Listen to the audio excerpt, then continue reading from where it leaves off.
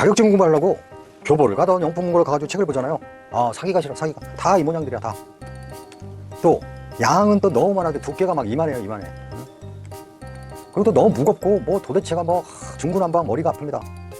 그리고 책을 또 이렇게 막 뒤져서 이렇게 보면 출제 경향이 있는 건지 없는 건지 막 조금 책에 다른 책에 비해 성의라든가 노력들이 없다는 걸 우리가 늘 봅니다. 그런 측면에서 제가 5가지 팁을 여러분들한테 책을 고르기 위해서 선정이 가장 중요하죠. 첫 번째, 그 5가지 팁을 오늘 공개해 드리겠습니다. 안녕하세요. 쉽고 다양한 디자인 이야기 공간사랑 한수장입니다.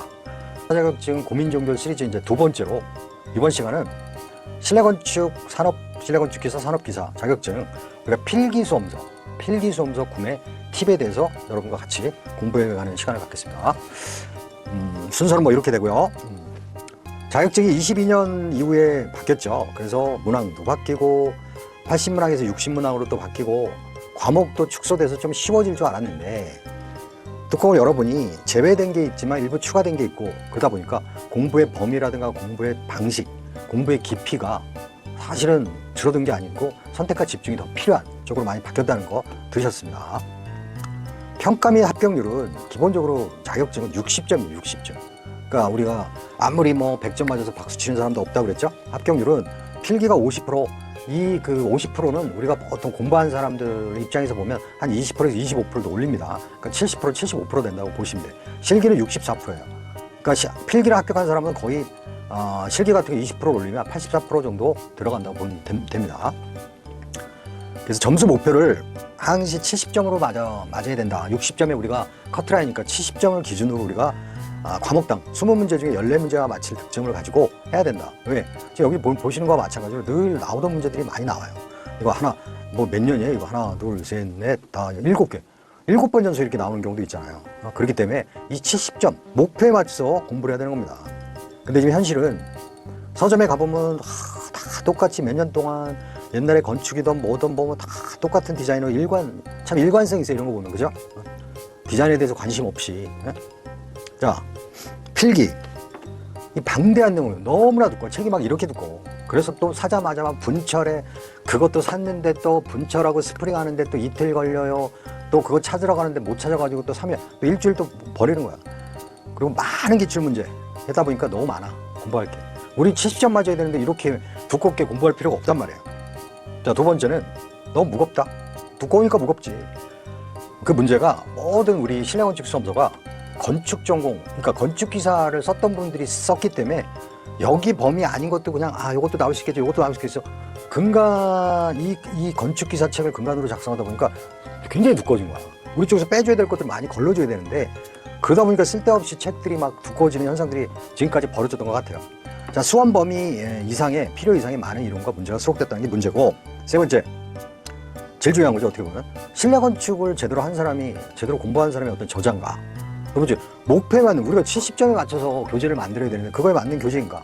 그리고 시험을 볼 때는 항상 그런 거예요. 우리가 분석을 하잖아요. 축구 경기도 하다면 미드필더가 강한지 그 골키퍼가 잘하는 건지 뭐 보듯이 종합적인 분석, 출제 경향 분석, 파트별 세부 분석들이 다 이루어져야지 내가 이렇게 공부하면서 이렇게 내비게이션처럼 공부를 쉽게 빨리 할 수 있는 겁니다. 단계별 또 문제풀이가 되는지, 자, 이런 것들이 보면 책들을 제가 다 봤잖아요. 다 분석하고 보면 성의와 노력들이 없어요. 성의와 노력. 자, 그래서 제가 이 책을 고르는 팁을 이제 말씀드리는 거예요. 근데 제가 이페스 코리아에서 실내건축 전담 교수로 있으면서 직접 책을 제가 다 썼죠. 근데 그러면서 고민했던 문제들이 건축기사 교재를 근간으로 한 걸 우리가 실내건축 쪽으로 어떻게 좀 바꿔야 되느냐. 그리고 시간을 많이 좀 쥐어줘야 되겠다. 학생들한테. 그리고 딱 몇 개월 합격 안정권이 70점 목표에 있는 시험만 볼 수 있는 교재를 만들어주는 게 가장 좋지 않을까라는 고민을 하게 된 겁니다. 자, 그래서 지금부터 이제 팁을 말씀드릴 거예요. 팁 제로야. 무엇보다 넘버1이라는 거지. 아주 그냥 순서에 필요 없는 제일 중요한 거는 책을 볼 때는 수험서의 첫 페이지와 5페이지 정도가 가장 중요해요. 1페이지부터 5페이지 정도를 딱 보잖아요. 그러면 이 저자가 책을 어느 성의 있게 썼는지, 어떤 목표로 썼는지, 어떤 걸 주안점으로 댄지가 다 나와요. 그런데 다 또 딴 것들을 베끼고 막 그러다 보니까 이 책과 내용을 맞지도 않게끔 이 책을 보는 방법 쓸데없는 거만 있는 겁니다. 그래서 1페이지에서 5페이지 정도를 여러분들이 열심히 봐라. 책을 서점 가가지고 볼 때는 저자의 고민, 목표, 조합적 분석 유무가 있는지 없는지 이런 것들이 굉장히 중요한 겁니다. 자, 말씀드리고. 두 번째는 저자가 실내 디자인 전문인가, 건축도 또 제대로 아는지, 이런 걸 아셔야 되고, 이 책을 공부하는 수험생들한테 목표를 주어지고 책을 만들었는지. 자, 저 같은 경우 지금 4주에 70점, 완성형 수험서라고 돼 있죠. 그리고 내비게이션 역할을 해주는지. 내가 150페이지를 보는데 그 페이지가 지금 이 수험서 보면서도 여기가 몇 프로가 시험에 나왔고, 출제 빈도, 중요도가 어떤지를 알 수 있게끔 그렇게 지금 배치가 잘 됐는지를 여러분들 잘 보셔야 되는 겁니다. 자, 세 번째 문제는 일률적인 교재 디자인. 뭐 디자인 보면 막 다 똑같아요. 어느 책이 어느 책인데 색깔만 바꿔놓고 막 그러는 거야. 그리고 디자인, 실내 건축 디자이너로서의 교재로서 이게 어울리는지, 그런 책들이 없다는 거죠. 너무 무겁고 올드하고 막 이런 거예요. 자, 그래서 제가 만든 이패스에서 만든 책들은 제가 직접 사진 촬영한 걸 통해 가지고 여러분들이 이거 보면 잡지 같죠? 잡지, 디자인 잡지. 그러니까 디자인하는 사람들은 사실은 뭐 하나부터 시작해서 계속 요게 우리 디자인과 어울리는지, 우리 업과 어울리는지를 늘 연구를 해야 돼요. 그래서 제가 이번에 만들었을 때도 이런 걸 주안점으로 두고 표지도 늘 갖고 다니고 싶은 책으로 좀 만들고 싶었습니다. 그리고 여기도 보면 이렇게 70 플러스 4주 완성 이렇게 돼 있죠.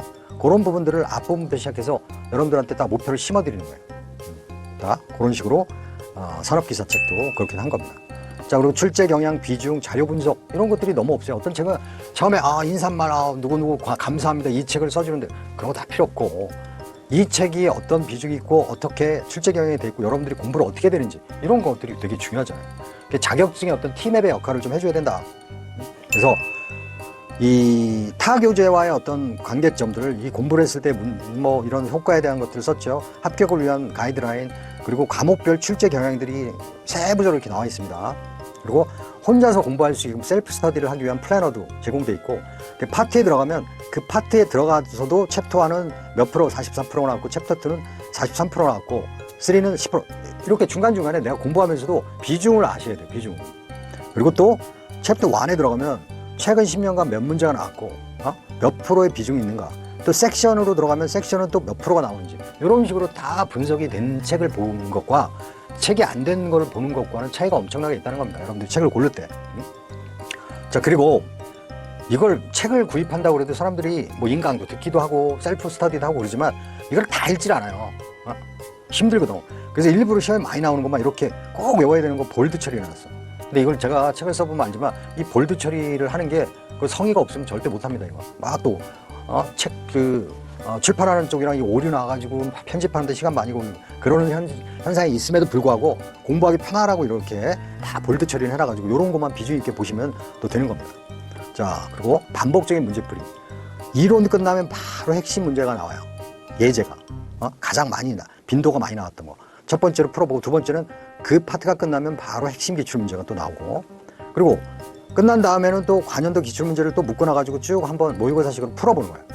그리고 마지막에는 제가 제가 만든 모의고사를 여러분들이 풀 수 있는 기회를 드리면 4번 정도의 시험을 반복적으로 여러분들이 알게 되는 거라는 거죠. 자, 그래서 이 필기시험은 굉장히 두꺼워요, 책이. 그러니까 1000페이지가 넘어요. 1200. 제일 많은 회사가 내는 게 1300페이지 막 이렇게 되고 이러는데, 저 같은 경우는 뭐 800페이지 정도로 많이 줄였습니다. 그래서 그런 부분들, 저자에 대한 부분들, 그리고 목표를 제대로 주는지, 내가 책을 보면서도 내비게이션처럼 이 책을 딱딱딱 진도를 맞춰서 빈도가 어느 정도가 되는지를 제가 공간사롱 한서정과 이패스 코리아가 같이 책을 잘 만들었기 때문에 여러분들이 뭐 꼭 제 책이 아니더라도 서점에 가서 수험서를 볼 때 어떤 기준이 될 수 있는 그런 걸로 여러분들한테 오늘 제가 전달해 드린 겁니다. 그런 측면에서 여러분들이 교재를 잘 선택해 주시기 바랍니다. 감사합니다.